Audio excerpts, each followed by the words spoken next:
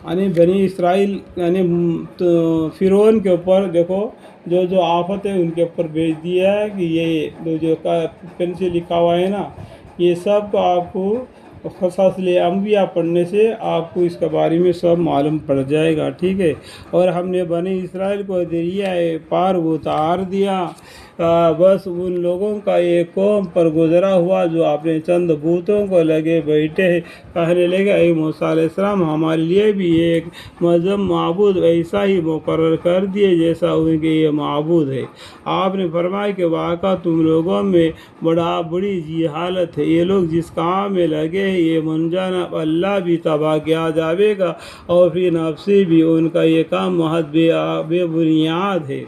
फिर आया फरमाए कि क्या अल्लाह ताला के सिवा और किसी को तुम्हारा माबूद तजवीज़ कर दूँ, हालांकि उसने तुमको तुम्हारी दुनिया जहान वालों पर फौक़ियत दी है। और वक़्त याद करो जब हमने तुमको फ़िरौन वालों के जुल्म व एज़ा से बचा लिया जो तुमको बड़ी सख्त तकलीफ़ पहुँचा देते, तुम्हारे बेटों को बकसरत कत्ल कर डालते और तुम्हारी औरतों को अपनी बेकार और खिदमत के लिए ज़िंदा छोड़ देते थे। और इस वाक़ा में तुम्हारे परवरदिगार की तरफ से बड़ी भारी आजमाइश थी। और हमने मूसा अलैहिस्सलाम से 30 शब्द का वादा किया और 10 शब्द को 29 शब्द के तमतमा बनाया, सो उनके परवरदिगार के वक़्त पूरे 40 शब्द हो गए। देखो मूसा अलैहिस्सलाम के ज़माने में उनके ऊपर 40 रातें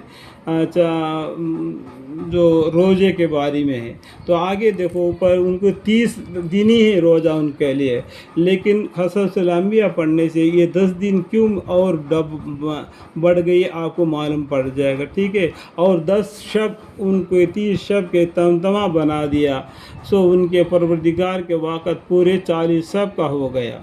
और मूसा अलैहिस्सलाम ने अपने भाई हारून अलैहिस्सलाम से कहा दिया था कि मेरे बाद मेरे कौम का इंतज़ाम रखना। यहाँ पर देखो मूसा अलैहिस्सलाम ने क्या कह दिया, मैं उनके बाद में जब वो पहाड़ पर जा रहे थे अल्लाह को देखने के, उनके 12 सरदारों को लेके, तो उनके कौम को किन के हवाले कर दिया, उनके भाई हारून अलैहिस्सलाम के हवाले कर दिया।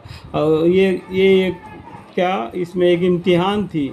और मूसा अलैहिस्सलाम ने भाई हारून अलैहिस्सलाम से कहा दिया था कि मेरे बाद मेरी कौम का इंतज़ाम रखना, इस्लाह करते रहना और बदनका लोगों के राह से पर अमल मत करना। और जब मूसा अलैहिस्सलाम वक़्त मऊदे पर आए और उनके रब ने उनसे बहुत ही लुत्फ़ व इनायत की बातें कही, फिर तो अर्ज़ किया कि ऐ मेरे परदिगार अपना दीदार मुझको दिखला दीजिए कि मैं आपको एक नज़र देख लूँ। इरशाद हुआ कि तुम मुझको दुनिया में हरगिज़ नहीं देख सकते, लेकिन तुम उस पहाड़ की तरफ देखते रहो, सो अगर वह ये अपनी जगह पर करार रहा तो खैर तुम भी देख सकोगे।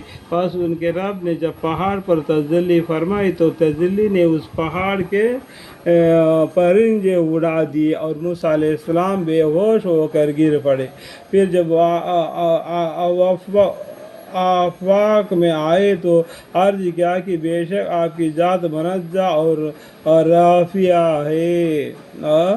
राफिया है, मैं आपकी जनाब में माज़रत करता हूँ और सबसे पहले मैं इस पर यकीन रखता हूँ।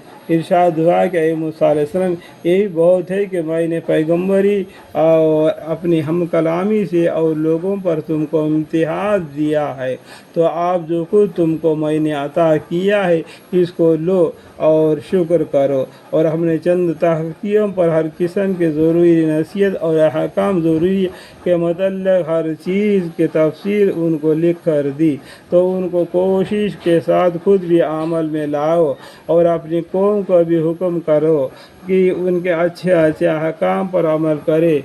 मैं बहुत जल्द तुम लोगों के उन बेहुक्मों के मुकाबल दिखाता हूँ। मैं ऐसे लोगों का अपने अहकाम से बरगश्ता रखूँगा जो दुनिया में तकब्बर करते हैं, जिसका उनको कोई हक हासिल नहीं। और अगर तमाम निशानियाँ देख ले तब भी उन पर ईमान ना लावे और اور اگر ہدایت کا راستہ دیکھ لے تو اس کو اپنا طریقہ نہ بنا دے، اور اگر گمراہی کا راستہ دیکھ لے تو اس کو اپنا طریقہ بنا لے۔ یہ سبب سے ہے کہ انہوں نے ہماری آیتوں کو جھوٹا بتلایا اور ان سے غافل رہے، اور یہ لوگ جنہوں نے ہماری آیتوں کو اور قیامت کے پیش آنے کو جھٹلایا، ان کے سب کام غارت کیے گئے، ان کو وہی سزا دی جائیں گی جو کچھ یہ کرتے تھے۔ اللہم اغفر